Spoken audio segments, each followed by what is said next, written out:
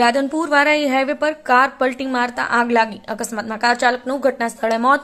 Radhanpur Varai highway પર અકસ્માતની ઘટના સામે આવી, જ્યાં કાર પલટી મારી જતા અકસ્માત સર્જાયો હતો. પલટી ખાઈ જતા કારમાં આગ લાગી હોવાનું સામે આવ્યું.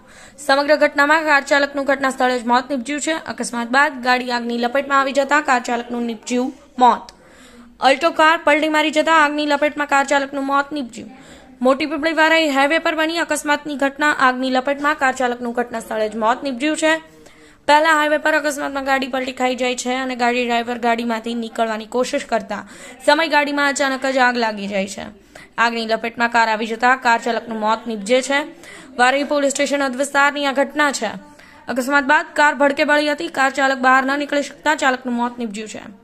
મળતી માહિતી મુજબ સાંદલપુર તાલુકાના મઢુંદ્રા ગામના રાજુભા ચનુભા સોઢાનું અકસ્માતમાં મોત નીપજ્યું છે. અકસ્માત બાદ ફાયર વિભાગ દ્વારા આગ પર કાબુ મેળવાયો હતો. ઘટનામાં મળતી માહિતી પ્રમાણે કારમાં ગાડી ચાલક એક જ સવાર હોવાનું સામે આવ્યું છે. તેમજ વારાઈ પોલીસ દ્વારા આગળની વધુ તપાસ હાથ ધરવામાં આવી છે. અનિલ રામાનુસ, પાટણ ન્યૂઝ 24, રાધનપુર.